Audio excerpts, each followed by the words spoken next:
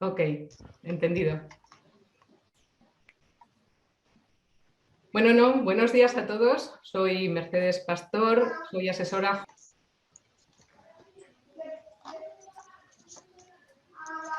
Te has muteado, Mercedes. ¿Ahora? ¿Sí? Bueno, buenos días a todos. Soy Mercedes Pastor, asesora jurídica, consultora para organizaciones del tercer sector, ONGs.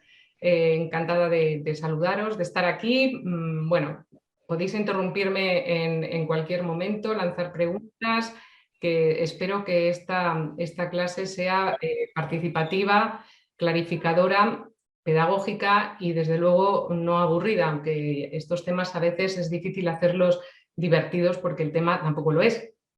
Quiero aprovechar también para agradecer a FEDACE la oportunidad que me da de estar aquí con vosotros. Aprovecho también para felicitarles bueno, pues por el proyecto, por la labor que vienen desarrollando y por el interés que demuestran en temas que son sustanciales, muy prácticos e importantes para la sociedad en su conjunto. O sea que, bueno, felicidades también a FEDACE por el trabajo que viene haciendo. Creo que está Nora asesorando y auxiliando en esta clase. Os dirá que apaguéis los micrófonos, que por el chat podéis hacer las preguntas que ella me podrá trasladar y cualquier tema de logística, problema que tengáis, pues al chat. ¿De acuerdo? Entonces, bueno, empezamos. Vamos a empezar por qué. Vamos a empezar si podemos. ¿Para qué? ¿Para qué esta clase y por qué? El por qué, supongo que la respuesta la da FEDACE, ¿no? FEDACE dice, ¿por qué? Bueno, pues porque tenemos muchísimos asociados y porque esta reforma nos afecta sustancial y directamente. Es probable que una charla o esta ley o la reforma de la ley, en la ley 881, 8/2021 de la que vamos a hablar, pues haya asociaciones o grupos colectivos a los que le interese relativamente poco, aunque socialmente tenga una gran incidencia. A vosotros, a todos los asociados de la FEDACE o personas relacionadas con el ámbito de la discapacidad por daño cerebral, os afecta de una forma directa. ¿Y a vosotros? ¿Y vosotros para qué? Bueno, pues fundamentalmente porque cuando se conoce bien una ley, vais a poder enmarcar bien vuestras demandas. Es decir, aquí vamos a hablar durante un momento de necesidades, deseos y derechos. Sí es verdad que en algunos discursos de tipo populista se dice cada necesidad tiene que estar amparada por un derecho. Bueno, esto no es cierto. Sí que es verdad que el derecho regula necesidades, pero no cualquier necesidad está amparada por un derecho. Entonces, ¿qué interesa aquí para cualquier persona que está en una situación de discapacidad por daño cerebral adquirido? Fundamentalmente se plantea vamos a ver que si mi necesidad está regulada en derecho, qué derechos tengo por tanto, qué alternativas y recursos están disponibles dentro del marco de la ley, cuál es el conveniente, cuál es el que me interesa, qué recurso me interesa si hay varias alternativas, a quién tengo que acudir para solicitar que se cubra esa necesidad, cuánto me va a costar, por supuesto, y qué aliados tengo en mi entorno para que me guíen, me amparen, me apoyen, me ayuden en el proceso de cubrir esa necesidad en el marco de un derecho.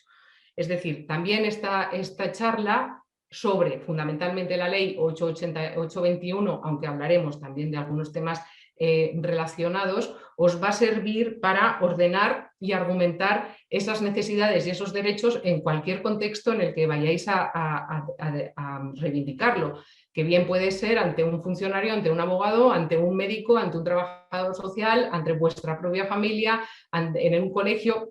Es decir, os va a ayudar a ordenar y argumentar vuestras ideas, os va a ayudar a establecer prioridades, a establecer rutas de acción y a definir propuestas de solución. Sobre todo también a entender cuando estéis hablando con cualquier operador que participa en estos temas, bien sea un trabajador social, bueno, los trabajadores sociales adaptan muy bien el lenguaje, un abogado, un médico o un funcionario, en fin, en este contexto podáis saber qué decir, cómo decirlo y saber vais a saber escuchar lo que os están diciendo porque tenéis un contexto, un entorno y estáis familiarizados ya con el lenguaje y con los contenidos y ese es uno de los objetivos del por qué y para qué estamos aquí. Os decía antes que vamos a hablar ahora mismo de derechos, necesidades y deseos. Sí es verdad que si habíamos dicho que las necesidades no siempre están amparadas por los derechos, imaginaros que el deseo, que es algo voluntario, muy subjetivo, casi a veces de capricho, pues los deseos no están amparados por el derecho. Pero, sin embargo, vamos a hablar en la ley 8/2021, vamos a hablar de deseos, porque va a estar muy presente la voluntad de la persona a la cual se dirige. Es decir, en el ámbito de la ley 8/2021 vamos a hablar mucho de preferencias, de voluntad, de deseo, de manifestaciones e incluso de lo que en su momento la persona manifestó y ahora no puede manifestar a la hora de poder guiarle en los apoyos para su bienestar y para sus actuaciones cotidianas que necesita. Entonces, esta es la parte de deseos, derechos, necesidades. No todas las necesidades están amparadas en un derecho. Sí es verdad que el derecho está también para regular necesidades. Sí es verdad que estáis aquí para saber definir las necesidades que están recogidas en el derecho, para saber a quién dirigiros, cómo dirigiros, qué pedir, dónde pedir, quiénes son los aliados, cuánto va a costar, etcétera. Y ahora incluimos el deseo como un elemento importante en esta nueva ley y vamos a hablar de ello para que sepáis en qué marco aquí actúa las preferencias, la voluntad y el deseo de la persona con discapacidad derivada de daño cerebral va a demandar o va a requerir. En este contexto de lo que vamos a hablar, de los derechos y el cambio de paradigma de la ley 881, es necesario también conocer unos antecedentes y, y una evolución y un contexto histórico y social para también entender de dónde venimos y por qué estamos aquí y por qué la ley está regulando como está regulando. Y luego también buscaremos la identificación de recursos y aliados en este proceso de apoyar, guiar, acompañar a la persona con daño cerebral adquirido que va a necesitar un cierto amparo, un apoyo, pero que ya no va a ser declarado incapaz, como veremos posteriormente. Y otra también de las razones importantes por las que creo que estáis aquí, luego alguno me podrá decir seguro muchas más razones, pero yo he entendido hablando con algunos de vosotros, es porque cualquier cambio, y vamos a hablar aquí de un cambio fundamental, de un cambio de paradigma importante en lo que se refiere a la capacidad jurídica y la capacidad de obrar de las personas, también estáis aquí porque los grandes cambios suelen generar resistencia, lo que llamamos la resistencia al cambio. Decía Concepción Arenal, que seguramente a vosotros os suena, fue una gran jurista, periodista del siglo XIX, que cuando no entendemos una cosa solemos o bien declararla superior a nuestra inteligencia o bien declararla absurda y no aplicable. Generalmente optamos por declararla absurda y despreciarla, dejarla al margen. Y entonces también el conocer esta ley y familiarizaros con perderle el miedo, familiarizaros con sus contenidos, con las soluciones que ofrece, os va a permitir acceder y si realizáis alguna crítica, que las hay y seguro que aquí se manifiesta alguna, si realizáis alguna crítica no va a venir por el miedo al desconocimiento en ese cambio, en ese gran cambio que se genera a partir de esta ley, sino que va a venir pues, porque realmente hay una crítica fundada ante algunas carencias o algunas situaciones que creáis que no regula bien en lo que puede afectar a vuestra situación cuando acudáis a un proceso de apoyo para la persona con daño cerebral adquirido. Vamos a ver pues en un primer bloque el contexto, los objetivos y el contenido de la clase. Ya sé que muchos de vosotros estáis muy familiarizados con lo que es la situación del daño cerebral adquirido, pero como esto se está grabando y es posible que lo vean a lo mejor profesionales pero no directamente involucrados en el día a día del daño cerebral adquirido, vamos a hacer un breve repaso al contexto de lo que es la situación del daño cerebral adquirido y el grado de discapacidad que puede ofrecer, y luego hablaremos de la concepción sociopolítico-cultural del daño cerebral adquirido en el marco ya general de la discapacidad.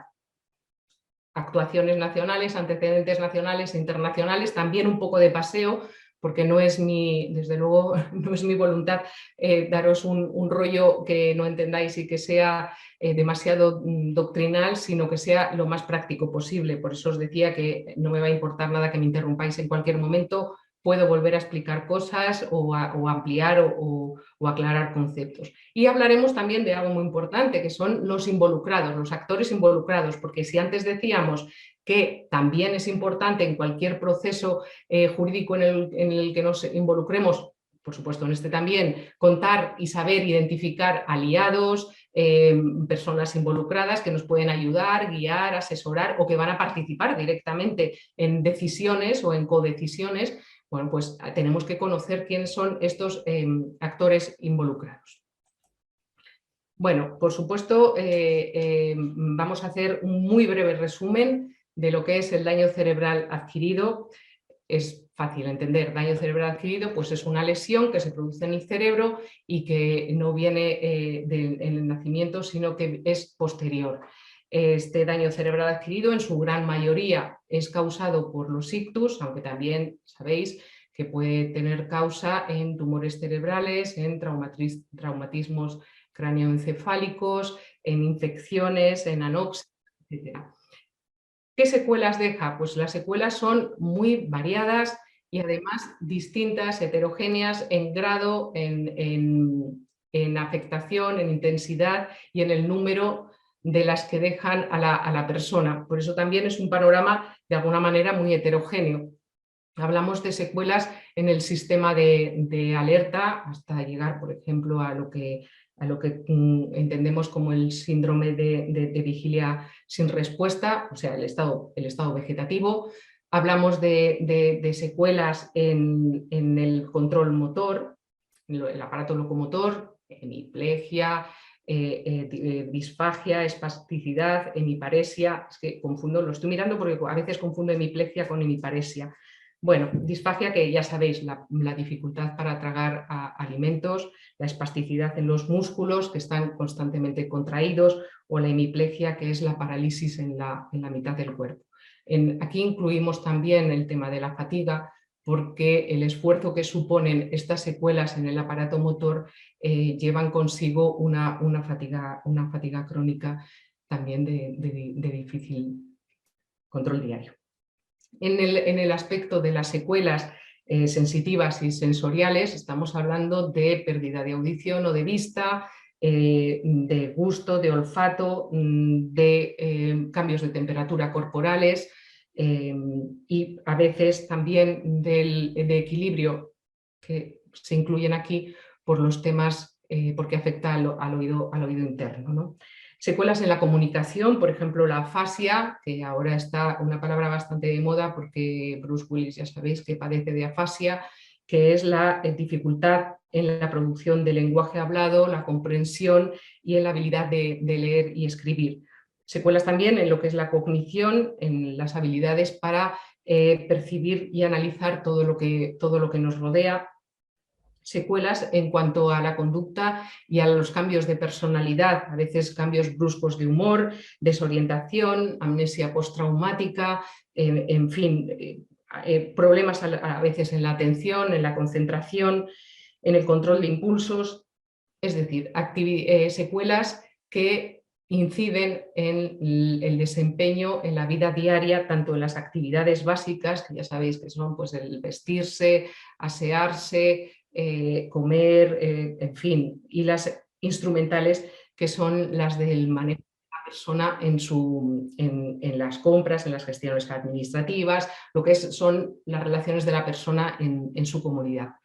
En este sentido, sí que mencionar, y vosotros lo conoceréis muy bien, pero no todos los operadores que actúan en este campo conocen bien el tema de las secuelas invisibles.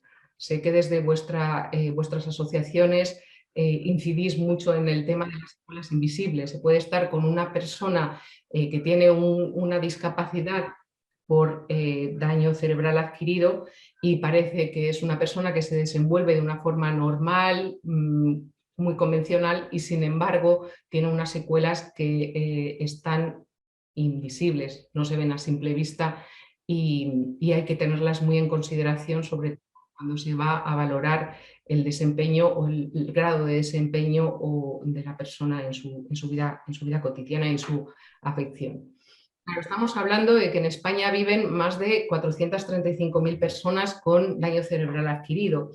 Ahí también se entiende, ¿no?, el interés de FEDACE como organización en esta clase, o en incidir en que todas las personas posibles puedan acceder a conocer bien esto. Estamos hablando de casi medio millón de personas afectadas por una ley que va a cambiar completamente el marco de desenvolvimiento de la persona en su comunidad y en su vida cotidiana, en lo que decíamos, las actividades básicas, como sobre todo en las actividades instrumentales en relación con la comunidad. Hasta aquí, ¿bien? ¿Alguna duda? No, ¿verdad? O si alguien quiere hacer algún comentario. ¿Se escucha bien? ¿Se entiende bien? ¿Estoy hablando demasiado deprisa? ¿Sí? Bueno. Se lo podéis decir a Nora y Nora me dice. Todo bien, Mercedes. Se escucha bien y vas hablando muy bien, gracias. Vale, es que a veces hablo un poco deprisa, por eso si en algún momento me disparo o si tengo que volver hacia atrás, por favor, sed libres para comentarlo. Bueno, y ahora sí vamos a entrar en algunos conceptos que ya veréis que tienen sentido con lo que vamos a ver más adelante. Diréis, ¿qué tiene que ver la dignidad, la capacidad, los derechos humanos, la discapacidad con el objeto de esta charla, que es fundamentalmente hablar de una ley, que es la Ley 8/2021, que regula los apoyos de las personas que tienen discapacidad en el desenvolvimiento de su vida cotidiana? Y diréis, bueno, ¿qué tiene que ver? Pues mirad, tiene que ver muchísimo. Primero, porque afecta la ley radicalmente a lo que se ha entendido siempre por capacidad, y porque la capacidad históricamente ha venido muy ligada a la idea de dignidad, idea que se traslada y se convierte en un derecho humano universalmente reconocido. Está en la Declaración Universal de los Derechos Humanos. No solo eso, sino que la dignidad además inspira siempre todas las regulaciones, sobre todo por supuesto en marcos constitucionales, y se ha tenido en cuenta filosóficamente y históricamente desde hace muchísimos siglos. Y veis ahí, si lo veis todos, que espero que sí, un esquema de la evolución social en cuanto al entendimiento de la resolución de la incorporación de las personas con discapacidad en la comunidad. Hemos pasado de lo más radical, que era la exclusión. Bueno, lo más radical era cuando se mataba directamente en algunas culturas ahí muy antiguas, ¿no?, a las personas que podrían, bueno, que estaban afectadas por cualquier tipo de lesión. Pero no, hablamos de los marcos más civilizados, hablamos primero de una exclusión, luego de una segregación, hemos pasado luego a la integración y hemos terminado en el modelo que estamos actualmente, que es el más evolucionado, el más civilizado y el más solidario, que es el de la inclusión. Bien, veis el cuadro, creo que se entiende bastante bien los modelos por los que hemos pasado. Primero se les excluía, luego se les separaba a las personas con discapacidad, luego se les integraba, pero se les protegía de una forma especial como distintos, y ahora mismo de lo que se trata es de que todas las personas tengan absolutamente los mismos derechos, las mismas capacidades de obrar, y incluso el entendimiento del concepto de discapacidad ha cambiado, porque va a ser la dificultad de la persona con el entorno, no de sus circunstancias personales o vitales, sino de la discapacidad se entiende en relación con una barrera, en relación con un obstáculo. Ese también ha sido una gran ruptura, es un cambio fundamental de paradigma, ese entendimiento, ¿no? Bueno, hablábamos de dignidad y capacidad. En derecho romano, y sabemos que toda nuestra cultura viene imbuida del derecho romano, y medio del derecho romano, pues porque culturalmente es lo más cercano, claro que sí, se diferenciaba entre capacidad jurídica y capacidad de obrar. ¿Sí? La capacidad jurídica la tenían todas las personas, excepto pues, las mujeres, excepto los pródigos son los que gastan mucho dinero, los niños, en fin, y las personas que tenían alguna lesión, ¿no? Los enfermos mentales, por ejemplo. Luego se diferenciaba, ellos tenían capacidad jurídica, quiero decir que pero no tenían capacidad de obrar porque no podían actuar válidamente en derecho. Esto en España, hace hueco, llegamos ahora a España, también tradicionalmente se ha entendido, existía capacidad jurídica y capacidad de obrar. Capacidad jurídica pues la tienen hasta los no nacidos todavía. Quiero decir, pueden ser sujetos de derechos, por ejemplo, a la hora de recibir una herencia. Y capacidad de obrar ya era otra cosa. La capacidad de obrar válidamente en derecho ya era para mayores de edad y personas que podían manifestar válidamente su voluntad y su consentimiento con arreglo a unas reglas. Esto va a cambiar. Luego iremos rellenando los huecos, pero entended, ¿no? el modelo. Vale, diferenciábamos capacidad jurídica y capacidad de obrar. En España, por ejemplo, sigue ahora mismo, pues la capacidad de obrar hasta los 18 años no es completa, ya lo sabéis bien. Pero antes también se incluía a las personas con discapacidad que eran incapacitadas y ahora mismo ya esa diferencia entre capacidad jurídica y capacidad de obrar prácticamente queda para los menores de edad y todos los demás lo que tienen es capacidad jurídica. Ya no diferenciamos ni de obrar ni no. Capacidad jurídica, incluidas las personas con discapacidad. Esta es la gran revolución de la ley. ¿Y por qué lo relacionamos con la dignidad y con los derechos humanos en este paseo histórico suave? Bueno, digo, muy resumido. Porque tradicionalmente, y esto ha inspirado realmente la concepción social y la concepción filosófica de las leyes, la dignidad de los seres humanos estaba muy relacionada con su capacidad. Es decir, los que tenían dignidad, es decir, valor como seres humanos, no todos por el simple hecho de serlo, como hoy en día cualquier ser humano tiene dignidad, tiene derechos fundamentales y tiene dignidad por el solo hecho de ser humano. Por ejemplo, el derecho a la vida. Derecho a la vida, por el solo hecho de ser humano tienes derecho a la vida. Pero históricamente se venía relacionando demasiado la dignidad con la capacidad para sentir, la capacidad para consentir, la capacidad definitivamente para ser útil socialmente. ¿Entendéis, no? La capacidad muy relacionada con la dignidad. ¿Qué pasaba con las personas que no se les entendía esa utilidad, esa capacidad? Bueno, pues que el entendimiento de la dignidad también cambiaba. Vale, tenemos dignidad, capacidad jurídica, capacidad de obrar, derechos humanos y discapacidad. Esto va teniendo su evolución histórica. Si hablamos de derechos, estábamos hablando de dignidad, capacidad jurídica, capacidad de obrar. Vamos ahora a hablar ya de derechos. Bueno, justicia viene siendo también desde el derecho romano, es dar a cada uno lo que le corresponde. Bien.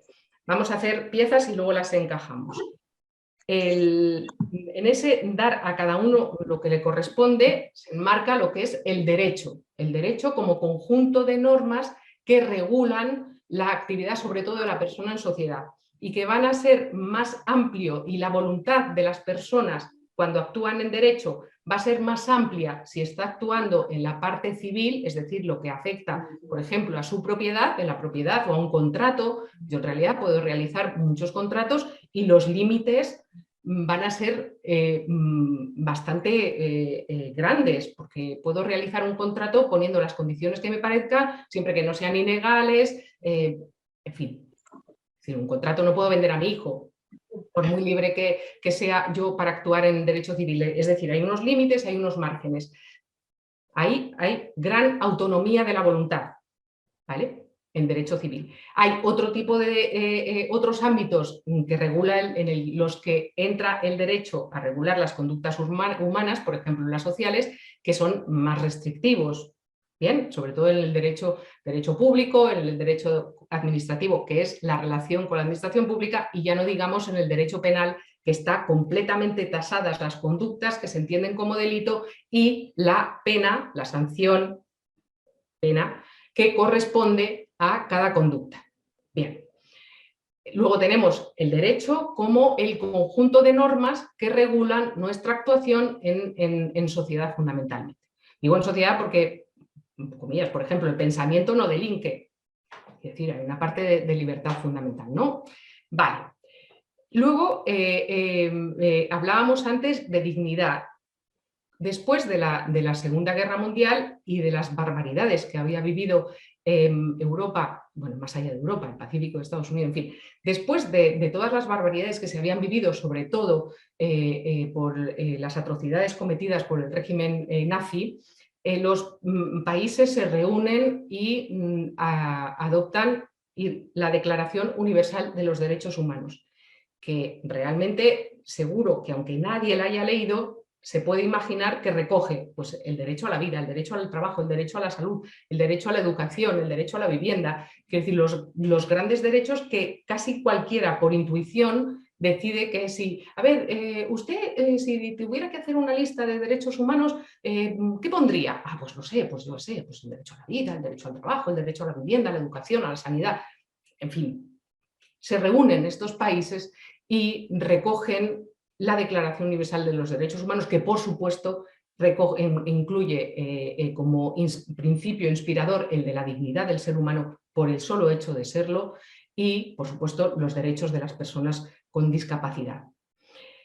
La Declaración Universal de los Derechos Humanos y ya la tradición también filosófica, ideológica y tal, inspira a las constituciones de los países. Inspira, de hecho, en nuestra Constitución española del 78, como en otras tantas de nuestro entorno, hay un título dedicado a los derechos fundamentales y libertades públicas, donde se recoge por el artículo 14 el derecho de la igualdad, por ejemplo, el derecho a la vida, el derecho, recogen todos esos derechos entendidos como derechos fundamentales, que también están, por supuesto, como os decía, en la Declaración Universal de los Derechos Humanos. Se van desarrollando también en la concepción de todos estos derechos, incluso también el de los derechos de las personas con discapacidad. Hay una convención internacional sobre los derechos de las personas con discapacidad en el 2006, donde se adopta también un tratado internacional en el que se recoge cuáles son estos derechos que van a inspirar también, como ha pasado con lo que os decía, la Declaración Universal de los Derechos Humanos, por ejemplo en España y en otros países, pero en España, la Ley General de Derechos de las Personas con Discapacidad y su inclusión social del año 2013. Pero sí es verdad que, aunque parezca antiguo lo de la Convención Internacional de los Derechos de las Personas con Discapacidad del 2006 y la Ley General de Derechos de las Personas con Discapacidad y su inclusión social de 2013, a pesar, digo, en este contexto sí que ya había una sensibilidad especial que abogaba porque las personas con discapacidad no tuvieran un marco jurídico tan reducido en lo que se refería a su actuación social o en la disposición de sus bienes y el modo de regir su persona. Hasta aquí vamos bien. Diferenciamos, tenemos el principio de justicia, dar a cada uno lo suyo. Hablamos de derecho y de derechos. Derecho como conjunto de normas que regulan nuestra actuación en sociedad.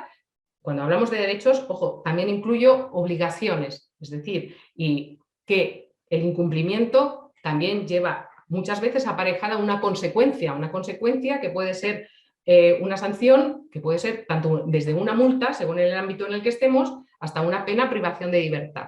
¿Bien? Luego, derechos con sus obligaciones, conjunto de normas. Derechos humanos con esa idea que hablábamos de principios filosóficos que inspiradores de lo que ha de ser esos derechos en cuanto a inalienables y además incuestionables y que afectan al ser humano por el simple hecho de ser un ser humano. Y cómo todo ese marco va inspirando las normas de cada país, desde la gran norma que es la Constitución española hasta lo que se deriva de ella, que son las leyes ordinarias, vamos a llamarlas así, toda la legislación que deriva de la Constitución y que por supuesto no puede vulnerarla. Y ahí entramos en la Ley General de los Derechos de las Personas con Discapacidad y de su inclusión social. Entonces, la ley de la que vamos a hablar ahora, que es la Ley 8/21, ya recoge destilado lo contenido en la Convención Internacional sobre los Derechos de las Personas con Discapacidad, la Ley General de las Personas con Discapacidad y su inclusión social, que venía ya entendiendo, sobre todo la Convención, ese cambio que os digo hacia la inclusión, que supone identificar la discapacidad no con arreglo a las circunstancias de la persona, sino con arreglo a la barrera, al obstáculo que se sitúa en el entorno. Este es un paseo, bueno, muy suave, superficial, pero que creo que os puede dar pie a pensar un poco el contexto en el que nos vamos a ir moviendo y de dónde vienen las cosas. Bueno, decíamos antes que era muy importante, y que también por eso estabais aquí, identificar a esos aliados estratégicos que nos van a acompañar, a guiar, a asesorar, a orientar o incluso a resolver temas relacionados con el apoyo, acompañamiento que necesita la persona con discapacidad en el marco de la Ley 8/2021 de la que estamos hablando. Vamos a ver, veis aquí que pinta aquí un huevo frito con unos trozos de bacon. Bueno, a ver, para diferenciar dos situaciones en las que nos encontramos, es verdad que en muchas situaciones de la vida, pero en este momento, en esta situación concreta. A ver, hay actores que están completamente comprometidos y los hay que están involucrados.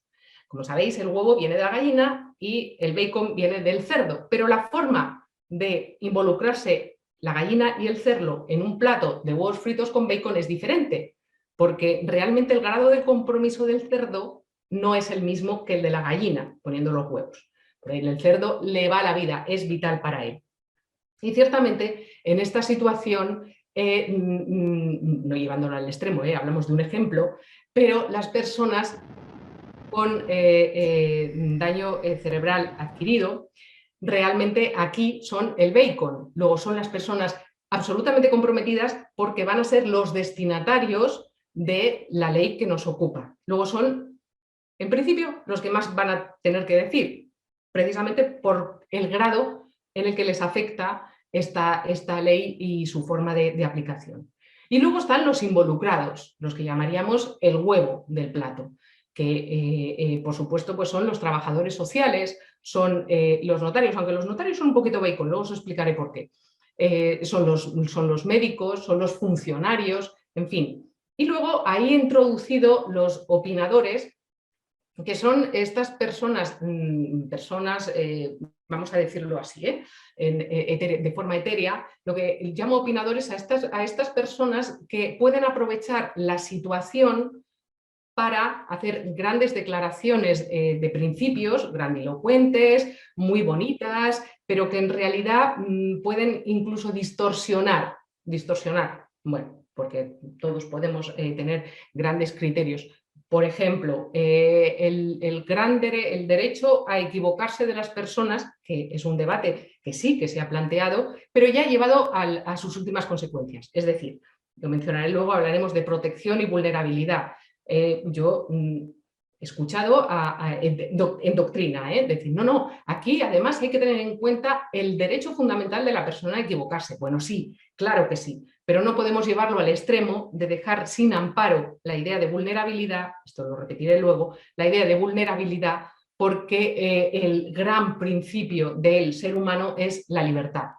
Bueno, por eso digo que también vamos a incluir a los involucrados como comprometidos, involucrados, y a los opinadores para poner a veces en cuarentena o un poco entre comillas sus discursos, que son externos, muy bien intencionados, pero a veces pueden distorsionar por ser demasiado maximalistas en la grandilocuencia de la declaración de principios que nadie niega, pero que de forma distorsionada pueden llevar a desvirtuar un poco lo que es, en este caso, el objetivo de la ley.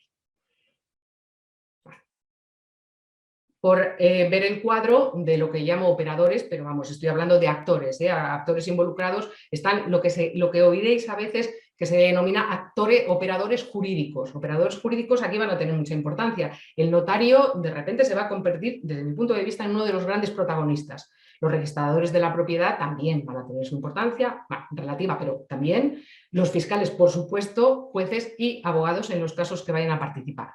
De otros ámbitos que no son operadores jurídicos, pero que son operadores y que son actores fundamentales en esta actuación, en las actuaciones relacionadas con la Ley 8/2021, están, pues, por supuesto, los especialistas clínicos, los médicos, especialistas clínicos médicos, forenses, trabajadores y asistentes sociales, por supuesto, los políticos, que también en su discurso político inspiran luego también formas de actuación de la administración, las asociaciones, para mí, asociaciones de personas con daño cerebral adquirido, digo FEDACE, digo las asociaciones, ahí para mí también, desde mi punto de vista, deben adquirir un protagonismo muy importante en lo que se refiere a asesoría, acompañamiento y apoyo. Por supuesto, los funcionarios que van a terminar resolviendo expedientes o los con los que vais a tener que interactuar, y hasta, pues si podríamos hablar como operadores, pues no sé, a las personas que trabajan en un banco. También, seguro que también. Pero por haceros un cuadro de dónde vais a encontrar vuestras alianzas y vuestro acompañamiento. Entonces, estamos hablando de una nueva ley para un nuevo enfoque, un cambio radical en el enfoque de la concepción, en lo que se refiere a la capacidad jurídica, en lo que se refiere a la gestión de la persona, al autogobierno de la persona con discapacidad, y al entendimiento de lo que llamamos apoyos y a las alternativas jurídicas disponibles, varias y muy flexibles, que van a garantizar la capacidad de obrar a cada uno. Además, vais a oír muchísimo lo del traje a medida, porque es verdad, es a cada uno según. Antes hablábamos de a cada uno, quiero decir, según sus circunstancias, según sus necesidades, según el grado de voluntad, el grado de capacidad para prestar un consentimiento, porque antes comentábamos, ¿no?, lo que es el autogobierno, la idea de la autonomía de la voluntad de las personas, ¿no? Vamos a ver un poco este gran cambio de paradigma, que estamos hablando de la inclusión, del entendimiento de la discapacidad como la relación con los obstáculos, no con unas circunstancias personales, y por supuesto dentro del daño cerebral, como os comentaba al principio, hablábamos de secuelas muy heterogéneas, muy diferentes en cuanto a intensidad y a cuántas de ellas están en las circunstancias de la persona con daño cerebral. Luego, realmente aquí, más acertado que en ningún otro ámbito a lo mejor, lo del traje a medida. Bueno, la ley 821, publicada en el Boletín Oficial del Estado el jueves de junio de 2021, es de la reforma de la legislación civil y procesal para el apoyo de las personas con discapacidad en el ejercicio de su capacidad jurídica. ¿Veis? Aquí ya ha desaparecido la diferencia capacidad de obrar y capacidad jurídica. Capacidad jurídica, personas con discapacidad, y la palabra clave que vais a escuchar en todos los entornos en los que os estéis moviendo relacionados con este tema, la idea del apoyo. Esta ley, que digo, no solo cambia el paradigma, sino que además va a afectar a muchas leyes, o sea, afecta al Código Civil, afecta a la legislación hipotecaria, afecta al Código Mercantil, afecta a la Ley de Jurisdicción Voluntaria, afecta al Código Penal, afecta al Registro Civil. Quiero decir que es esta ley 8/21 está modificando muchas leyes recogidas en diferentes códigos y en diferentes aspectos mercantiles, civiles, penales, procesales, etc. El gran cambio fundamental con respecto a la legislación anterior, digo legislación y modelo, casi modelo de entendimiento de lo que es la discapacidad anterior, es que antes las sentencias, cuando había un juicio para declarar la incapacidad de una persona, ¿no? Y este juicio, por supuesto, no juicio de jurisdicción voluntaria como ahora, sino juicio contencioso. Entonces, la sentencia podía recoger dos resultados. O bien no al lugar a la incapacidad, o bien se declaraba la incapacidad, que podía ser total o parcial. Si era total, tutela. El resultado era nombramiento de tutores. Si era parcial, se nombraban curadores. Luego vais a escuchar el término curador. Ya viene, o sea, ya existía la idea del curador, solo que ahora tiene otro sentido, otro contexto y aparece en otras circunstancias a cómo aparecía antes de la reforma de la ley. Luego ahora, fundamental, desaparece la incapacitación judicial, que conllevaba a la imposibilidad absoluta de prestar consentimiento para nada, en todos los campos.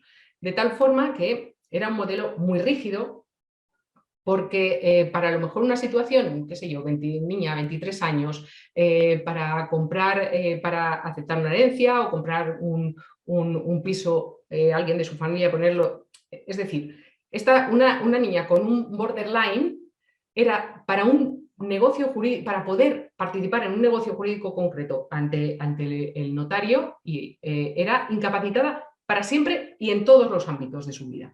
Hablamos de un modelo muy rígido que ha cambiado radicalmente. Pero bueno, el modelo anterior, sí, el juez declaraba la incapacidad, que siempre, por supuesto, afectaba tanto, claro, al desenvolvimiento de la vida de una persona, que claro que lo tenía que decir un juez y en sentencia. Y si declaraba la incapacidad, podía ser total o podía ser parcial, cúratela. La mayoría de las veces se incapacitaba de una forma total y se sometía a un régimen de tutoría, de tutores. Se nombraba tutores. A partir de la reforma encontramos que la tutela solo se va a constituir en relación a los menores de edad que no estén protegidos por la patria potestad. Es decir, solo se habla de tutores para aquellos niños huérfanos que necesitan de un tutor hasta su mayoría de edad, los menores de edad. Y la patria potestad prorrogada desaparece. Para muchos de vosotros este término os resultará muy familiar, lo de la patria potestad prorrogada. Quiere decir, los padres que tenían un niño con discapacidad, el niño con discapacidad llega a la mayoría de edad y lo que la fórmula jurídica era, bueno, se prorroga la patria potestad de los padres a pesar de esa mayoría de edad. Porque ahora directamente, os lo adelanto, se pasa a una guardahecho por los padres, por ejemplo. Otro gran cambio, por resumirlos, antes era el juez el que determinaba si una persona era capaz o no. Ahora un juez no puede entrar ahí, no puede determinar si una persona es capaz o no. Ahora lo que se está buscando es garantizar que la persona pueda prestar consentimiento, garantizar que el consentimiento que presta realmente responde a un entendimiento de lo que se le está planteando, parcelar para actos concretos en los que tengan que intervenir en diferente grado diferentes operadores, ya lo veremos luego, y que realmente la persona sea capaz y se maneje en absolutamente todo aquello que pueda, a solas, con apoyo. Y dentro de esos apoyos, diferentes grados en función de la posibilidad y el grado de consentimiento que pueda dar a los negocios o las situaciones o las circunstancias en las que se vaya a desenvolver. Bien. Antes era lo que se llama, bueno, un sistema excesivamente paternalista, porque era un tercero, que era el juez, el que realmente iba a decidir el interés, lo que le convenía a la persona con discapacidad. Era el juez el que actuaba, es verdad, en sus decisiones buscando el interés de la persona, pero desde arriba y desde fuera. Ahora, sin embargo, todo va a girar, todos los actores, todas las resoluciones, todos los procesos, todos los formularios, todo va a girar en torno a la voluntad y la preferencia de las personas, el deseo. ¿Os acordáis que antes os decía, realmente el deseo en derecho no suele aplicar, bueno, salvo a lo que hablemos del civil y tal, pero aquí el deseo aparece constantemente. La voluntad, las preferencias de la persona van a ser el eje en torno al cual giren las actuaciones, giran los modelos y gira la forma de relacionarse, por ejemplo, el notario, el juez, el fiscal. Todos van a buscar respetar hasta donde se pueda la voluntad y las preferencias de la persona con discapacidad. No sé si veis bien el esquema de las alternativas jurídicas que ofrece la ley 8/2021. Tenemos la participación del notario en cuanto a lo más importante, que aquí este es otro tema en el que insistir mucho socialmente y para todos. Es decir, que cada persona se siente un ratito, cualquier persona, a la mayoría de edad, se sienta un rato y se pone, y lo va modificando en el tiempo, y dice, en caso que me sucediera cualquier circunstancia que limitara mi capacidad de prestar consentimiento, de tener voluntad, de necesitar apoyos, quiero que sean estos de esta manera y esta es anticipar, por si acaso sucediera, que cómo quiero que se regule mi vida y mis cosas, o cómo quiero que me ayuden o me apoyen, o si quiero estar en mi piso o quiero ser internado, o quiero decir, o lo que a cada uno se le ocurra personalmente, porque esto seguimos diciendo, es algo del ámbito del deseo, de la preferencia, de la voluntad. Esto debería ser como de deberes para cualquier persona que cumple 18 años. Bueno, te vas a ir, vas a redactar qué te gustaría, cómo te gustaría que te apoyaran, te ayudaran y te acompañaran si sucediera una circunstancia en la que tu capacidad para tal estuviera alterada, y se va al notario y se eleva a público y ahí se guarda y se puede ir modificando. Bueno, pues decíamos que está los mandatos preventivos y el poder de representación. El poder de representación, lo veremos luego, es que ante notario y en escritura pública una persona va y dice, a ver, me han diagnosticado esta enfermedad, va a tener un pronóstico bastante pesimista en cuanto a una evolución que me va a ir limitando mis capacidades, voy a otorgar ya adelantadamente un poder de representación para que mi voluntad sea suplida, quiero decir, la represente esta persona, puede ser su cónyuge, su hijo, en fin, poder de representación. Luego estamos ahí en el ámbito de la anticipación y lo hacemos ante notario. Luego el apoyo informal, que es el grandísimo instrumento que va a ser el habitual en el desenvolvimiento de las personas con discapacidad, va a ser el apoyo informal, la guarda de hecho. Aquí no interviene ni el juez, no interviene ni el notario, no interviene nadie más que pues, el cuidador, el familiar, el allegado, el vecino con el que tengo buena relación, que es el que otorga, ofrece apoyos puntuales, tanto en la atención, acompañamiento de necesidades básicas, como decíamos, el aseo, la vivienda, el cuidado de la vivienda, la comida, la alimentación, el vestido y demás, las pequeñas gestiones, y las instrumentales de relación con la comunidad. Bueno, pues te acompaño al banco o te acompaño al médico y te ayudo a traducir, si acaso, lo que te está diciendo el médico más despacito, más alto, de otra manera. Bueno, en fin, por hacerlo en brochazo. El apoyo informal, la guarda de hecho. Y luego a veces, bueno, ahí digo, a veces necesitará autorización judicial, claro, habrá situaciones de guarda de hecho, veremos luego, que necesiten de una intervención del juez cuando se vaya a representar a esa persona a lo mejor, o esa persona, por ejemplo, vaya a vender un piso y tenga que ir al notario. Bueno, y luego está intervención judicial.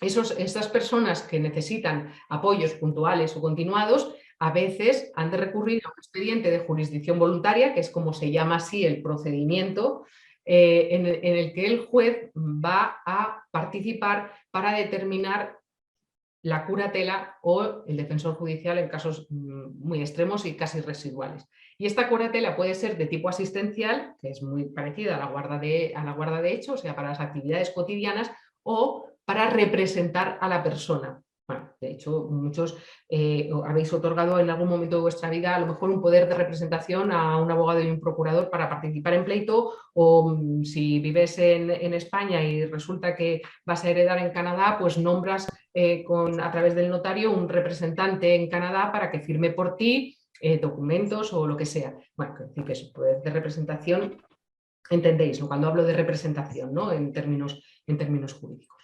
Bueno, pues habrá momentos en los que la curatela sea representativa y ahí necesitará de intervención judicial.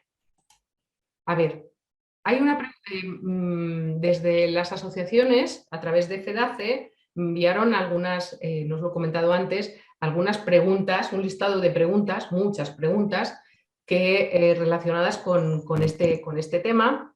Bueno, yo las he ido, algunas sistematizando, algunas las he dejado a lado porque más o menos se repetían, aunque la formulación fuera diferente, pero una que se repetía era: la voluntad de la persona con discapacidad se respeta siempre, y me pareció así como la primera pregunta para entrar y decir, bueno, pues esta persona entra ya en un tema espinoso que antes os he adelantado.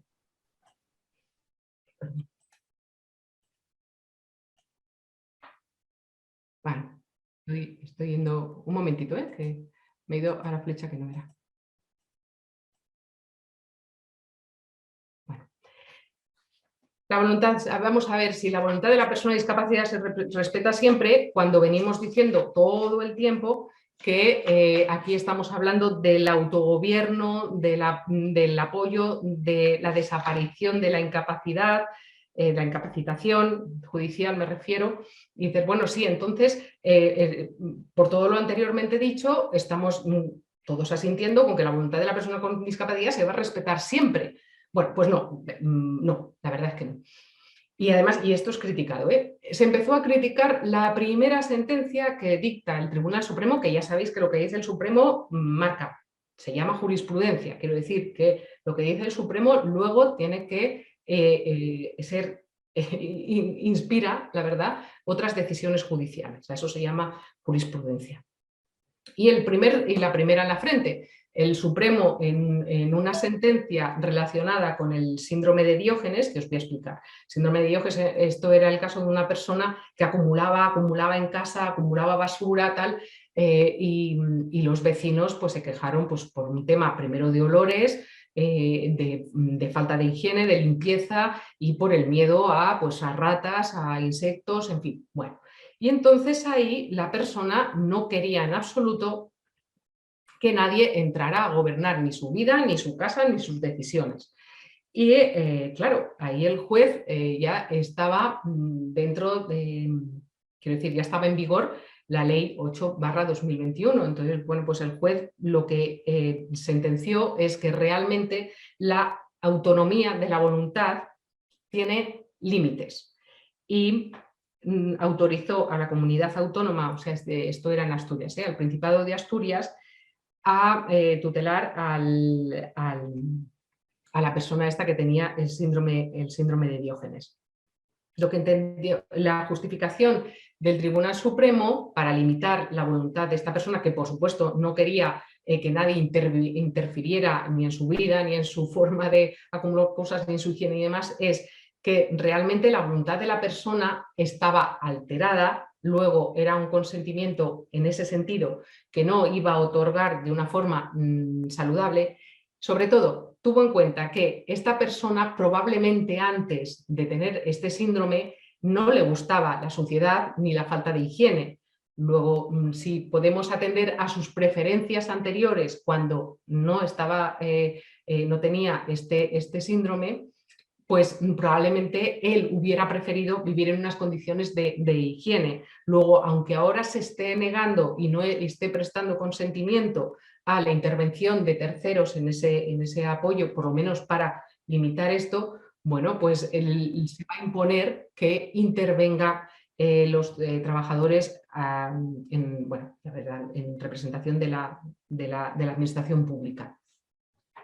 Esto ha sido criticado, es decir, bueno, vamos a ver, a mí me parece muy razonable la sentencia del Supremo, porque realmente lo que está diciendo es, le vamos a prestar, se le obliga a tener apoyo en lo que se refiere a una esfera en concreto de su vida, que es la que viene afectada además por el síndrome de Diógenes, que es la higiene de su casa y la suya. Pero por lo demás no se va a intervenir. Esta persona va a poder seguir manejando sus bienes, sus cuentas bancarias y su libertad de ambulatoria, por supuesto. Es decir, en lo que se ha puesto un límite a la autonomía ha sido precisamente en aquel entorno que está afectado por, además, una enfermedad. Pero en todo lo demás sigue teniendo, y además dándole apoyo, no incapacitándolo, por supuesto, dándole un apoyo, pero en todos los demás órdenes de su vida va a poder seguir manejándose con total libertad.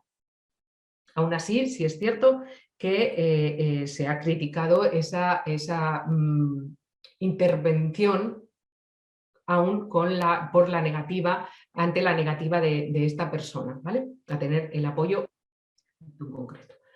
Bueno, estamos de todos modos aquí en algo que os mencionaba antes, y es una cosa es que estemos ante una ley revolucionaria en el sentido de permitir la capacidad de obrar a cualquier ser humano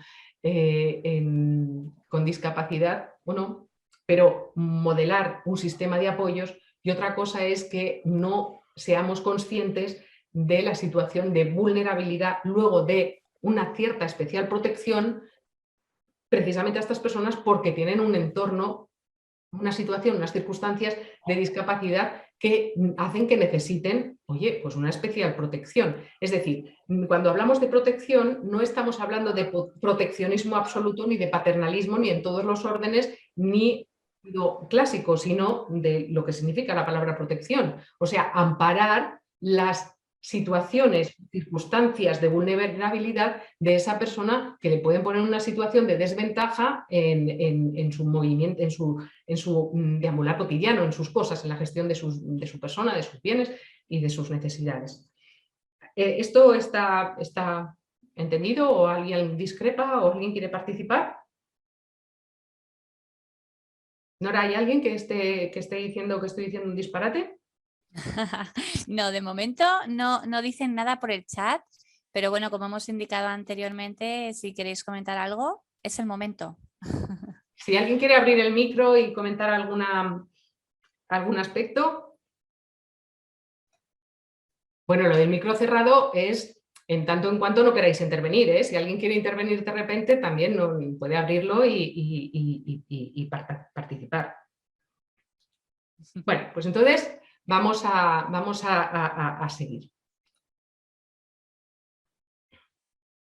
Relacionado con lo anterior, con esa no autonomía absoluta, sí se entiende, y ahí el que va en última instancia lo va a decir el juez, si se entiende que en algunos aspectos sí que es necesaria la intervención para apoyar de una tercera persona, bien, en ese marco que nos estamos moviendo, vamos a hablar también de los internamientos voluntarios. Estamos hablando de una intervención puntual judicial para realizar actos de trascendencia personal o familiar cuando la persona afectada no puede hacerlo por sí misma. Aquí ya veis que hablamos de una pregunta que dice, ¿qué pasa si una persona necesita apoyos pero no puede expresar su voluntad? Bueno, entiendo que una cosa es que no pueda expresar su voluntad, aquí esto es importante, que no pueda expresar su voluntad porque tiene unos condicionantes fisiológicos, hablábamos antes de la afasia, cosa es que no puede expresar su voluntad porque realmente su capacidad para prestar consentimiento está alterada, es decir, hay una afectación cerebral en lo que se refiere a la formación de la voluntad, no a su expresión. Es diferente la expresión de la voluntad de la formación de la voluntad. Aquí, esto creo que sí que lo entendéis bien, ¿no? Bueno, pues en el caso de los internamientos involuntarios, puede o no intervenir la autoridad judicial. Entonces, si el guardador de hecho, o sea, ¿cuál es la clave aquí? Lo que os decía, de la formación o la expresión de la voluntad. Si hay una persona con un grave deterioro cognitivo, tendremos que ver si puede o no decidir por sí misma, negarse a ese internamiento voluntario, o hay una insuficiencia en la voluntad, en la capacidad para expresarla, pero que con los apoyos la puede expresar. Son dos temas diferentes, como os vengo diciendo. Pero esto vamos a tenerlo que tener en cuenta en absolutamente todo el recorrido, expresión y formación de la voluntad.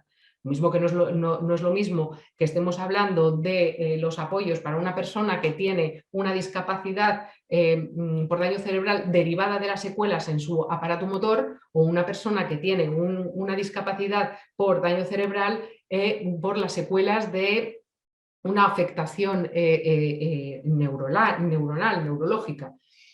Luego, diferencias. Entonces, ahí sí que es probable que si la persona que realmente sí tiene posibilidades de formar la voluntad y la expresa en contrario a lo que, por ejemplo, su familia quiere en el sentido de un internamiento involuntario, es decir, la familia quiere internarlo, esta persona no, ahí sí que va a intervenir el juez. Va a escuchar a la persona, va a escuchar a la familia y le va a ayudar a expresar ese consentimiento. Luego también existe la posibilidad de los internamientos voluntarios, con todas las salvedades que os voy explicando. Bueno, en lo que se refiere a los principios que inspira la nueva ley, estamos hablando del principio de necesidad. Os lo venimos diciendo durante este rato. O sea, las circunstancias de la persona que tienen incidencia en su autogobierno. La temporalidad, que hay muchas preguntas frecuentes relacionadas con la temporalidad. Estamos hablando de cada cuánto se revisan las medidas de apoyo. Pues mira, cada 3 años o bien en cada momento que se crea que es necesaria su revisión. Pero en principio así, para garantizar que la persona está protegida, para garantizar que el guardador de hecho está cumpliendo bien su función, 3 años o a veces cada 6. Claro, algunos padres de los de la vieja potestad prorrogada, que ahora son guardadores de hecho, hombre, pues se quejan y dicen, ¿de verdad que yo cada 3 años en un momento dado voy a tener que responder? Hombre, no, salvo sobre todo cuando si no ha intervenido el juez. Pero es verdad que la ley lo que va a proporcionar son una serie de garantías para garantizar la protección de la persona con discapacidad que está recibiendo apoyos de terceros, y una de esas garantías está en la posibilidad de revisar, o sea, en la temporalidad de la revisión de las medidas. Otro principio, a ver, os podéis imaginar, la proporcionalidad. O sea, las medidas que se adopten tienen que estar en proporción relacionadas con las circunstancias de la persona. Y es verdad que hay la proporcionalidad es un principio que va a inspirar las actuaciones del juez en los casos en los que interviene, porque al juez se le da tal amplitud de posibilidades, porque va a ser, como es un traje a medida, el juez, por supuesto, tiene un marco de principios de actuación, pero va a tener una gran discrecionalidad en la adopción de medidas en función de lo que escuche de la persona afectada por daño cerebral con grado de discapacidad, de los informes que lea, de los informes que pida, de lo que escuche de los allegados. Va a tomar la decisión en función, es verdad, de muchos elementos y con un grado de abanico para poder confeccionar ese traje a medida. ¿Cuál es el principio inspirador para el juez, en la actuación del juez? La proporcionalidad, la relación equilibrada entre las medidas que vaya a adoptar con la situación, las circunstancias y el grado de afectación de la persona en lo que se refiere a consentimiento, voluntad, a toma de decisiones, a gestión de su persona y de sus bienes. La personalización, que es lo que os venía diciendo, el respeto de los deseos, voluntad y preferencias de la persona, y que si en el momento en el que se está intentando definir estos deseos no puede manifestarlos, que se atienda a, por la trayectoria vital que ha traído, qué es lo que hubiera querido, qué es lo que hubiera preferido. Eso también hay que tenerlo también en consideración. Y la autonomía, no olvidar que el eje es la autonomía, la libertad de la persona para regir su vida y sus bienes, de manera que las decisiones que se vayan a adoptar, o tanto en guarda de hecho o en las actuaciones que se hagan, como en las decisiones que vaya a tomar el juez, hay que tener siempre en cuenta que la persona es autónoma y se autogobierna en la medida, por supuesto, de lo posible, y que lo que necesita son apoyos y acompañamiento. Nadie que supla su voluntad. ¿Bien? Perdona, Mercedes, Sí. que tenemos acumulación de preguntas ya. Vale. Bueno, una de Lidia que nos indica, bueno, nos pregunta sobre la incapacidad laboral, si la incapacidad laboral está recogida en la ley. Entiendo que es a la ley 8/2021, no estoy segura si se refiere a esta ley, pero sí, supongo que sí, ¿verdad? Estamos hablando recogida... de otros temas, ¿eh? Y además le aconsejo, como vamos a hablar de ese tema, vamos a hablar en otra masterclass o en otra clase de estas, ahí lo veremos. Pero aquí en principio no estamos entrando en diferentes ámbitos, ¿eh? Estamos hablando de lo que es el sistema de apoyos para la persona que tiene discapacidad. Lo de la incapacidad laboral es otro tema más general, y aprovecho con lo que me estás diciendo para decir que realmente aquí no necesitamos, aquí no está entrando en juego, aunque pueda tener un poco de participación, lo de si tengo el grado de discapacidad reconocido o no, ¿eh? Estos temas entran en otro contexto. Pero aquí no está jugando. Pero de todos modos, como sí que creo que vamos a tener otra clase sobre temas de empleo, temas laborales en personas con daño cerebral adquirido, ahí sí que ya hablaremos de lo que es la incapacidad laboral sobrevenida cuando ha habido un daño cerebral. Venga, pues Rocío nos pregunta, bueno, te pregunta respecto de las medidas de apoyo con los familiares, si tendrán que rendir cuentas al juez y cómo se hace ahora con las tutelas. Sí, pero esto lo vamos a ver dentro de 5 minutos.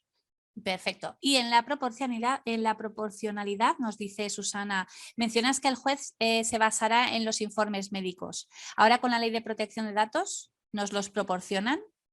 Lo vamos a ver, que aplicados. Avanzados, por Dios, estáis todos muy avanzados. Lo vamos a ver también, y es una pregunta muy interesante, sí. Pero aquí también lo de la protección de datos, a ver, estamos en ámbito, ya te lo adelanto, estamos en sede judicial. Hombre, claro que el juez va a recibir informes que necesita para hacer ese traje a medida, para tomar la decisión, ¿no? Claro que pero ahí están todas las garantías. Será el médico especialista el que los envíe. En su caso, se ha de participar un forense porque al juez no le quedan claras algunas circunstancias o un grado de afectación de las secuelas o lo que sea, puede participar, por supuesto, el forense en algún caso. Entonces estamos ahí en un ámbito en el que realmente se protege la confidencialidad de una forma muy reforzada. O sea, ahí no hay ningún problema.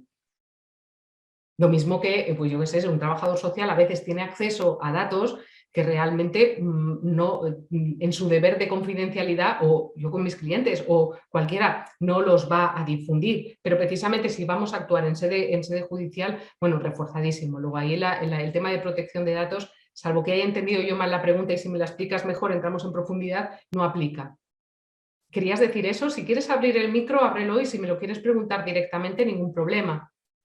Mercedes, totalmente entendido. O sea, entiendo que en sede judicial el juez pide los informes que necesite y se los otorgan. A nosotros como familiares no siempre nos los dan porque siempre nos dicen que la ley de protección de datos Bueno, ya para. este es un tema, sí, y bueno, ya, sí, es un tema muy discutible, el tema este. Yo estoy de acuerdo contigo, porque probablemente lo que defiendes es que sí que tienes que recibirlos, y yo estoy de acuerdo, pero ahí a veces se entiende de una forma demasiado restrictiva. A veces, ¿os acordáis que os decía el miedo cuando no se conoce algo bien? Pues a veces cuando no hay un buen conocimiento, tanto funcionarios como trabajadores, como cualquiera, comillas, se cura en salud, y es bastante restrictivo a la hora de tal, pero pues por supuesto que podríais y deberíais acceder a los informes. Entiendo, ya sé por dónde ibas y por qué me lo has preguntado. Pero bueno, en principio lo que estábamos comentando, si a ti no te lo dan, pues lo va a pedir el juez y al juez se lo van a dar. Eso seguro, aunque ya sé que no, bueno, que deberías, sobre todo si hablamos de padres o de familiares los más cercanos o cónyuges, por supuesto que debe de recibirlos. Vale, bueno, pues ya veo que estáis en hilo, estáis muy avanzados, así que bueno, vamos a avanzar. Bueno, aquí hay una pregunta, la pregunta número 6, la pregunta, digo frecuente porque algunas se repetían, ¿Estos cambios son definitivos? No. Las medidas se pueden, las adoptadas en sede judicial, se pueden revisar en cualquier momento y en cualquier situación. Lo mismo que en una situación de guarda de hechos, si cambian las circunstancias, se puede acudir al juez para decir, mira, esto va a tener una continuidad y una repetición, luego que el juez adopte, o sea, dicte una resolución para nombrar un curador. Pero no hay definitivo. Aquí no estamos, precisamente lo que estamos comentando, hay una gran flexibilidad y una gran apertura, y lo que se intenta es, precisamente por esa gran flexibilidad y apertura, que haya unas garantías. Bueno, la guarda de hecho, hablamos de la asistencial, no de la representativa, porque la representativa requiere que ahí el juez intervenga cuando se va a representar a la persona que se acompaña. La guarda de hecho, pues hablamos del acompañamiento amistoso, de la persona que da consejo, que puede tomar decisiones delegadas, pero pequeñas decisiones, quiero decir, no suple su voluntad ni su consentimiento. Esto es el gran elemento que hay que tener en cuenta. Estamos hablando de estoy sustituyendo su voluntad. Hombre, ahí ya entonces no estamos hablando precisamente de guarda de hecho. Es alguien que acompaña a la persona a veces a manifestar su consentimiento porque no lo puede manifestar, pero no lo puede manifestar por dificultades fisiológicas y le ayuda, le acompaña. O, por ejemplo, para explicarle despacio, cuando le acompaña al médico al banco, le explica despacio y en un lenguaje comprensible en el que ya se entienden bien, pues mira lo que está queriendo decir o lo que te está queriendo preguntar, o en fin, lo que entendemos de toda la vida por cuidar, acompañar y velar para que esa persona pueda desenvolverse y adoptar decisiones solo con, pues eso, con un amigo, un brazo amigo. Bien. Esto en cuanto a la guarda de hecho, os he explicado lo de la patria potestad prorrogada, que todos los padres se convierten en guardadores de hecho en tanto en cuanto no quieran ir en tanto en cuanto no se revisen, porque esto a los juzgados se les va a poner se les está poniendo los pelos de punta, la avalancha, porque tienen la obligación, os adelanto, de revisar las decisiones adoptadas según el modelo anterior. Ya no digo según la ley anterior, porque es que no es solo la ley anterior, es que hablamos de un modelo anterior al anterior muy distinto, ¿no? De todos modos, la guarda de hecho no es desconocida en nuestro derecho, ya existía y lo que pasa es que ahora se le dota de esta entidad como el pilar fundamental o la medida fundamental para lo que se refiere al acompañamiento y apoyo de la persona con discapacidad. Aquí hay una pregunta frecuente que dice ¿quién puede ser asistente? No sé si es de Cataluña, porque en Cataluña se regula el asistente. Igual es una pregunta que viene de allí. Porque la ley general no se habla tanto de esto. Entonces, si se habla del facilitador, que es una figura que luego os voy a explicar antes, pero es un profesional. Bueno, ¿quién puede ser asistente? Bueno, pues ¿quién puede ser asistente? Pues las personas allegadas. En principio, la ley para la guarda de hecho, como es un acompañamiento informal y un sistema informal de guía y de apoyo, pues no puede ser cualquiera que esté cerca. Puede ser la cuidadora, puede ser, por supuesto, los padres, puede ser el hijo, puede ser el abuelo, puede ser el vecino o un amigo íntimo, por supuesto el cónyuge. Puede ser cualquiera. Otra cosa es que si en algún momento vamos a pasar a sede judicial, para que esa guarda de hecho, por ejemplo, se convierta en curatela asistencial, en algún momento se deba acreditar esa guarda de hecho. Es decir, pues mire, que yo le acompaño al banco, yo he estado con el médico y aquí figura, yo le estoy ayudando en la compra de tal cosita, cosas pequeñas, yo estoy ahí. Otra cosa es cómo se acredita, pero realmente puede ser cualquiera, en realidad, cualquiera que tenga la confianza de la persona que necesita el apoyo. ¿Qué pasa? Esta era una pregunta que también se repitió formulada de diferentes maneras. ¿Qué pasa con la persona si la persona con discapacidad elige un asistente con malas intenciones? Bueno, pues a ver, esto es como en todo en la vida. La ley establece unas garantías, lo decíamos antes, el juez puede en cualquier momento preguntarle al guardador, a la persona que está ejerciendo la guarda de hecho, para que, comillas, le rinda cuentas y para si hay alguna sospecha o le ha llegado alguna información o, en fin, si el juez en cualquier momento puede pedir informe de la actuación y establecer además un marco de salvaguardas, de medidas que garanticen que esa persona no va a estar sometida a abusos. El preámbulo de la ley, las convenciones internacionales tienen muy en mente la posibilidad de que haya un abuso por parte de la persona que ejerce el apoyo y de establecer algunas garantías que imposibiliten ese tipo de abusos. Pero como siempre hay grandes agujeros en la vida y más que en el derecho, pues claro que puede pasar. Claro que puede pasar, y claro que puede pasar que una persona se encuentre en una situación de desamparo porque el del banco sabe que a esta persona la están manipulando, pero él no se levanta una mañana y dice, ojalá, me voy al fiscal y le voy a contar que yo tengo aquí un cliente y están pasando cosas, no son extravagantes, porque no tendría obligación, claro, pero que a mí me da la sensación que igual a lo mejor habría que hacer un tipo de algún seguimiento, porque a mí me da un poco la sensación de que no sé, bueno, esto no se hace habitualmente, pero en general las personas tienen allegados cerca que pueden determinar si la persona que está ejerciendo la guarda de hecho lo está haciendo pues como puede y con algún error, pero que hay buena voluntad y se está haciendo bien y esa persona se encuentra a gusto, o si realmente hay una situación de abuso y mala intención. Entonces, bueno, pues a ver, por supuesto, ahí está el juez para que en cualquier momento pedir informes. Ahí está la revisión de las medidas adoptadas en sede judicial cada 3 años. Ahí están los allegados para poder ir al juzgado y poner en conocimiento del juez que su familiar o su persona cercana no está siendo debidamente acompañada.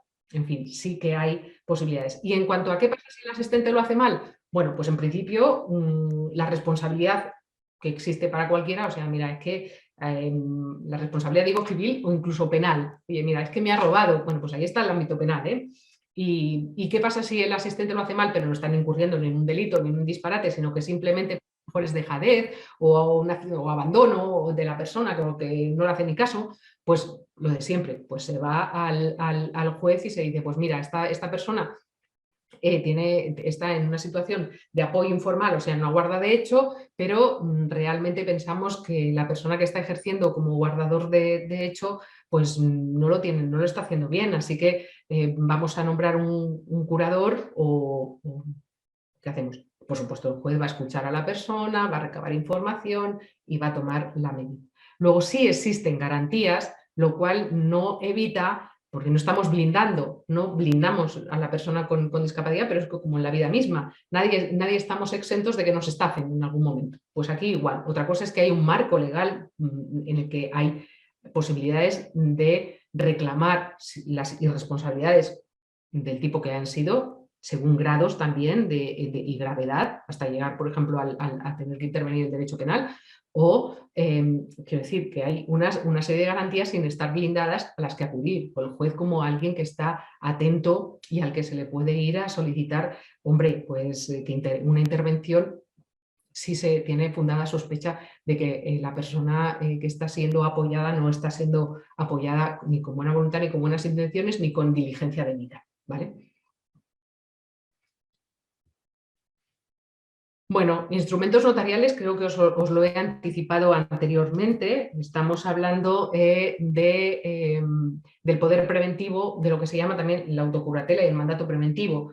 Esto, como ya lo hemos comentado. Y antes os decía que sí que es verdad que el notario va a ser uno de los grandes protagonistas después de esta reforma. Porque el notario, sabéis, en cualquier escritura que tengáis por ahí vais a ver ante mí el notario comparece, considero que tiene la capacidad suficiente para prestar consentimiento. O sea, hay ahí una frase, una coletilla que siempre aparece en todas las escrituras, porque lo que pensamos que no nos acordamos todos cuando lo leemos, es que el notario es el profesional que define si la persona que tiene delante tiene capacidad suficiente o no para entender lo que viene a continuación, lo que está otorgando, y si lo entiende, si consiente, si manifiesta su voluntad libremente o coaccionado. O sea, ese juicio de capacidad lo viene haciendo el notario porque es parte de sus funciones a la hora de otorgar una escritura pública, pero ahora realmente va a intervenir con bastante protagonismo. El notario va a tener que ayudar a que la persona que tiene delante entienda bien lo que está diciendo, que lo que está diciendo lo está consintiendo y que realmente si necesita un apoyo para explicárselo más detalladamente, va a tener que acompañarle a alguien que le explique. Luego aquí el notario, cuando intervenga, digo en actos con una persona con discapacidad, no me estoy refiriendo a los poderes y la autocuratela, estoy haciendo un paréntesis. El notario va a tener una gran importancia en este nuevo modelo, no asumiendo funciones que antes no tenía, sino que estas funciones que antes tenía ahora van a tener un gran protagonismo. Pero os decía, el notario fundamentalmente interviene en lo que se refiere a los poderes preventivos, a autocuratela, al mandato, al yo poder anticipar mi voluntad para el caso de llegar a una situación en la que vaya a necesitar de apoyos y de acompañamiento. Mercedes, perdona, pregunta por aquí María en relación con esto. ¿El trabajador social de un centro concertado con el SCS está obligado a facilitarle al notario un informe social sobre un paciente? ¿Al notario? Bueno, pues probablemente el notario tenga dudas, porque os decía antes que aquí el notario en algún momento, cuando hablamos de los huevos y el bacon, os decía que el notario también de alguna manera está comprometido. De hecho, algunos notarios los notarios están muy interesados en esta reforma y hay montones de foros y de dictámenes y de notarios relacionados con esto, porque realmente son el bacon en algunos aspectos. Y es que ahí tienen hay un plus, entienden muchos de ellos, y no están desencaminados, que hay un plus de responsabilidad ahora con la reforma de esta ley en ese juicio de capacidad que hacen para entender que lo que se está firmando se está firmando voluntariamente con un consentimiento bien formado y con una información bien recibida, ¿no? Entonces, claro que el notario, como ahí va a participar de una forma activa y lo que no quiere es que luego le impugnen la escritura, pues la que sea, de compraventa, de testamento, lo que sea, porque digan, no, usted ha permitido que esta persona otorgue esta escritura pública cuando claramente no tiene la capacidad suficiente. ¿Entendéis?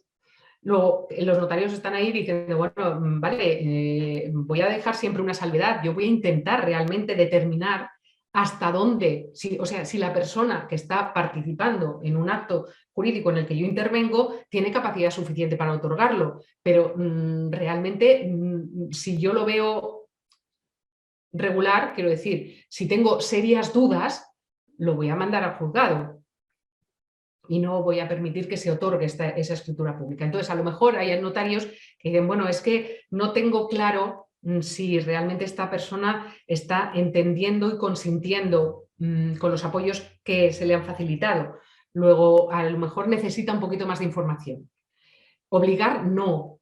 No, supongo que lo que está diciendo es, oye, es que no sé muy bien hasta dónde esta persona entiende y consiente y puede consentir, y yo estoy haciendo ahí un primer juicio de valor en cuanto a la capacidad. Luego, si me facilitáis algún instrumento que permita que yo realmente vea que esta persona sí que con los apoyos de que se lo expliquen más despacio, o yo mismo o tal, pero va a consentir libremente y su voluntad está bien formada, pues hombre, me ayudáis un poco. Obligación no, pero sí es verdad que es mejor facilitárselo.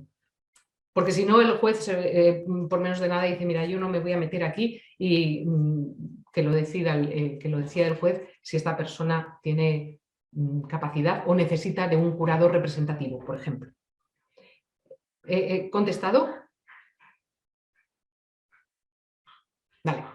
Pues, ¿qué dice? ¿Qué pasa si la escritura pública ya no sirve? Bueno, no he entendido muy bien el qué pasa si la escritura pública ya no sirve. O sea, en realidad entiendo que estamos hablando de, o bien los poderes, por ejemplo, vamos a suponer que yo tengo un poder preventivo y he nombrado a una persona, a mi padre, y resulta que cuando llega el momento en el que yo tengo un deterioro cognitivo que me impide formar bien la voluntad, y entonces actuaría ese poder que en su momento di, oye, quiero que me represente mi padre, si llega un momento en el que yo no puedo, tal, que me represente mi padre, pero es que mi padre se ha hecho mayor y resulta que tiene Alzheimer.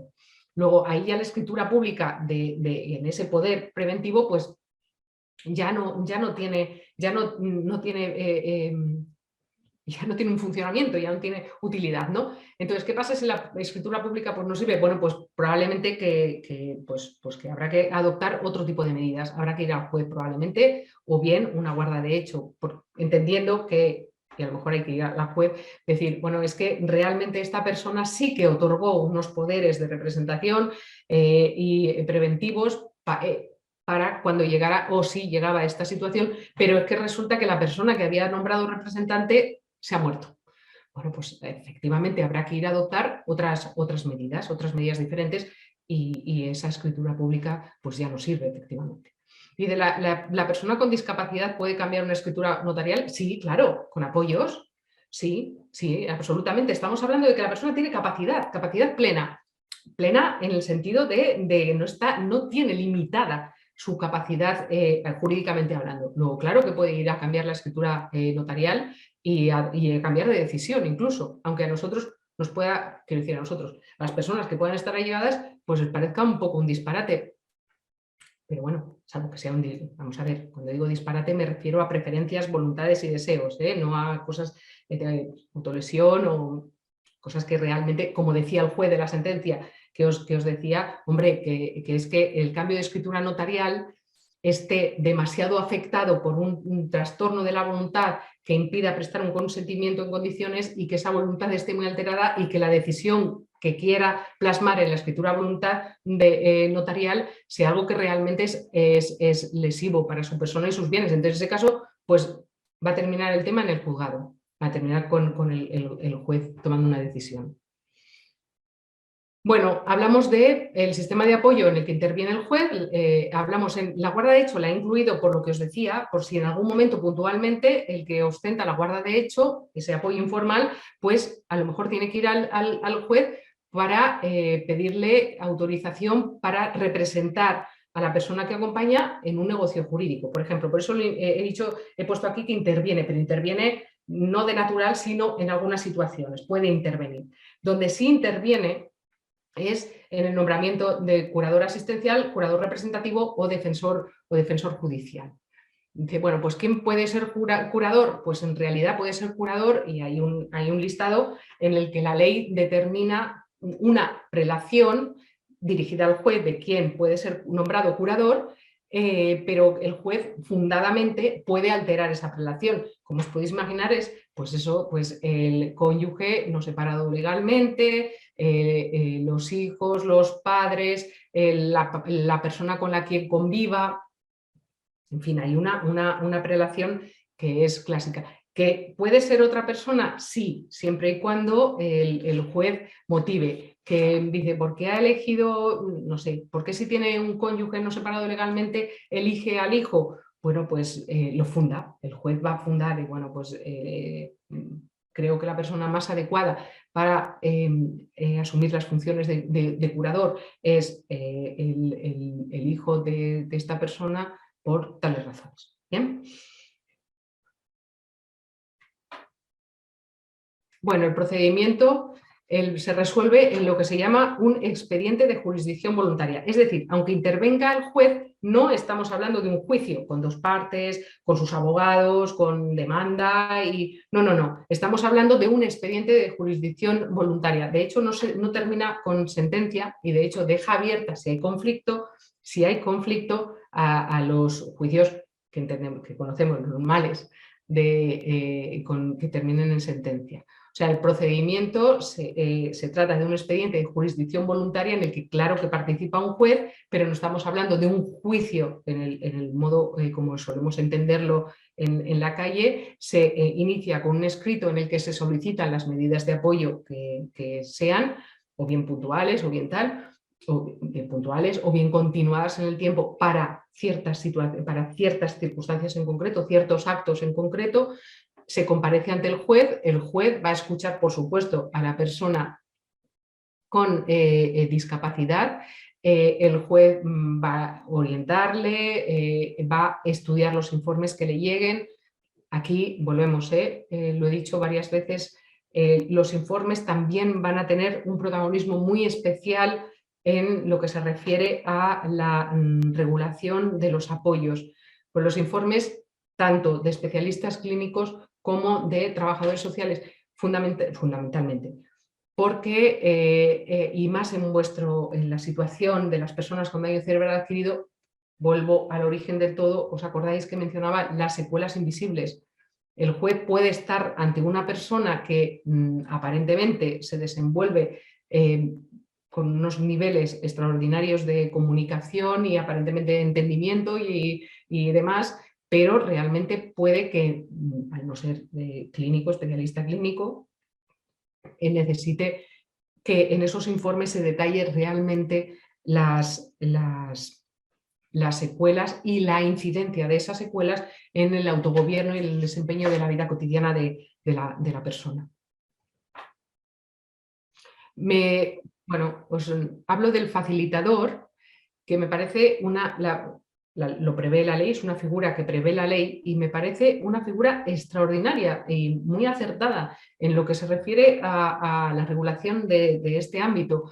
El facilitador va a ser un profesional que va a estar al servicio de la justicia para adaptar los trámites legales para que sean comprensibles. Una especie de acompañante profesional, de traductor profesional, para que la persona pueda sentirse acompañada y pueda entender y comprender lo que se le está trasladando. Luego me parece un acierto el haber previsto esta figura. Bueno, lo de siempre. Ya veremos de cuántos recursos dispone la Administración de Justicia, que ya está absolutamente saturada y muy necesitada de recursos para poder incorporar esta figura. Pero como modelo, como idea, creo que es un gran acierto de la ley. La persona puede nombrar asistente a través del juez, por supuesto. Si hablamos de asistente, o sea, persona de acompañamiento, estamos hablando de curador, sí. La familia puede participar en un proceso de jurisdicción voluntaria, por supuesto, es que no solo puede participar, es que debe participar, incluso puede instar, por supuesto, el expediente de jurisdicción voluntaria, hablo de familia directa también. ¿Qué pasa si la familia o el fiscal está en contra de la decisión de la persona? Bueno, pues ahí entonces, cuando hay conflicto, nos vamos a ir a un juicio contencioso, ya juicio. El asistente tiene que dar explicaciones ante el juez, por supuesto, hemos dicho que en cualquier momento que lo pida el juez o, en todo caso, cada 3 años, en situaciones excepcionales, cada 6 años. En coste, antes, hablando de costes, antes que sepáis que cuando os he hablado de la intervención del notario en lo que se refiere a los poderes preventivos o de representación o esa autocuratela de en caso de que yo tenga una situación de discapacidad, adelante el tiempo, quiero que, y ahí pones tus deseos, tus preferencias relacionadas con cualquier orden de la vida que te interese. Y que el coste de hacer esto es un coste muy asumible. Estamos hablando de, no sé, 130, 150 euros. Estamos hablando de una cantidad muy asumible, hablando de costes. Y ahora dice, ¿la persona tiene que contratar abogado? No, no es necesaria la presencia del abogado en jurisdicción voluntaria, en ese expediente de jurisdicción voluntaria ante el juez, pero que no es un juicio tal y como nos lo solemos imaginar la gente de la calle.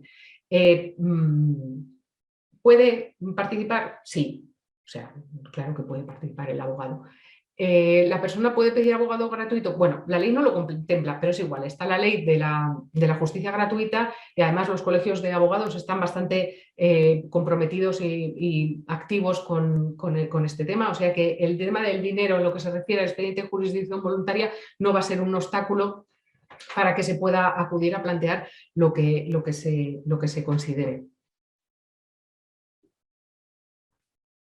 Lo de los informes, esto reiterarlo una vez más, ¿no? Que describan bien la discapacidad. A veces a los médicos sí que habrá que explicarles bien para qué se quiere y qué es realmente lo que tiene que detallar, que es los ámbitos, no solo la descripción de las secuelas, sino desde su mirada clínica de especialista clínico, los ámbitos que van a resultar afectados por esas secuelas. No de qué forma se van a resolver, para eso está la familia, está la guarda de hecho, en su caso estará el juez, pero que, todos los que intervienen, claro, pero que sí que se especifique los ámbitos en los que pueda resultar afectados, que se hable de las secuelas invisibles, en fin, porque hay un tema importante que luego os diré, las entidades del tercer sector, en este caso FEDACE, yo os lo decía al principio, creo que tienen ahí una labor y un protagonismo importante porque el juez puede pedir informes sobre la situación sociofamiliar de la persona a entidades del tercer sector debidamente acreditadas. Hablo de que el juez realmente puede acudir, por ejemplo, a FEDACE para que le informe, le oriente de situaciones generales, de cómo en general se suele vivir esto, le puede pedir la orientación.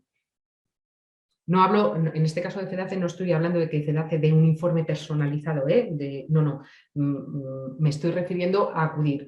Puede ir también a lo que eran antes las fundaciones tutelares, que ahora se van a cambiar de nombre, claro. Bueno, los informes de los trabajadores sociales y de los especialistas clínicos van a ser muy importantes porque van a ayudar mucho al juez a adoptar la decisión que va a plasmar en el auto que finaliza el expediente de jurisdicción voluntaria si hay conformidad y si no, a juicio. El régimen provisional, y ya vamos a ir terminando, ¿qué pasa con las personas bajo tutela o curatela o patria potestad prorrogada? Bueno, pues lo que os decía antes, en realidad cualquier persona puede acudir voluntariamente al juez para instar la revisión de las medidas con arreglo a la nueva ley. En todo caso, de oficio, es decir, motu propio, o sea, por iniciativa propia, los juzgados van a ir revisando todas esas medidas, siempre, pues lo de siempre, en un plazo que plasma la ley, pero que realmente con la saturación de los juzgados pues veremos si lo van a poder hacer. Pero bueno, se van a revisar. Mientras, lo que se entiende es, por ejemplo, lo que os decía, patria potestad prorrogada, pues se convierte a todos los efectos, va a ser considerada guarda de hecho. ¿Bien? ¿Qué pasa con las tutelas hasta que llega la revisión? Esto, pues se van a considerar guarda de hecho y se va a entender que la persona, el sentimiento general de la ley, la persona tiene capacidad de autogobierno hasta donde llegan sus capacidades y donde no llegan apoyos. ¿Qué pasa con las asistencias antiguas? Bueno, pues se van a entender lo que os decía, se van a entender como guarda de hecho en tanto en cuanto se vayan revisando los juicios en marcha, lo que os decía, ya con arreglo a la nueva ley porque definitivamente, como os comentaba, ya desde antes de promulgarse, entrar en vigor esta ley 8/2021, había sentencias recogiendo esa sensibilidad del traje a medida, de la necesidad de personalizar las intervenciones de un tercero, de no ir a regímenes tan blindados como era la tutela, que dejaba sin espacio de maniobra en casi en cualquier ámbito a la persona declarada incapaz. Luego, definitivamente, la sensibilidad de la ley ya estaba presente, con más motivo aún, por supuesto, con la ley en vigor, ¿no? Y finalmente, sí, comentaros el papel importante de las funciones asistenciales, las de sin ánimo de lucro, porque si hay ánimo de lucro, ahí hay conflicto de intereses, ahí va a tener que participar el juez, pero realmente puede ser curador la función sin ánimo de lucro, fundaciones digo porque son las habituales, personas jurídicas que tengan entre sus fines la promoción de la autonomía y la asistencia a las personas con discapacidad. El juez además ahí puede decir que la fundación puede ser curador de la persona y otra persona curador de los bienes, es decir, que apoye en lo que se refiere a la gestión de los bienes. Bueno, por concluir, la solución a la discapacidad ya no es la incapacitación, sino el apoyo para poder ejercerla. Se reconoce con todo su esplendor y plenitud la dignidad humana, su derecho a autogobierno y el apoyo a aquellos, en la superación de aquellos obstáculos que son los que vienen a definir la discapacidad, los obstáculos y fronteras en su relación con el exterior en su vida cotidiana, sea en lo que se refiere a la satisfacción de necesidades básicas, diarias, cotidianas, como a las instrumentales en su relación con la sociedad. Y si alguien quiere comentar alguna cosa o alguna pregunta, pues a vuestra disposición. Por supuesto, agradecer vuestra participación y vuestra paciencia y vuestro interés, que realmente cuando he visto las preguntas he visto que era un interés además muy bien formado. Quiero decir que supongo que por vuestra experiencia, por lo que habéis leído, porque estáis interesados, sí he visto que por las preguntas que estáis bien encaminados. Y cualquier cosa, bueno, pues me tenéis a vuestra disposición, por supuesto, a través de FEDACE o directamente. Muchas gracias a todos. Muchas gracias, Mercedes.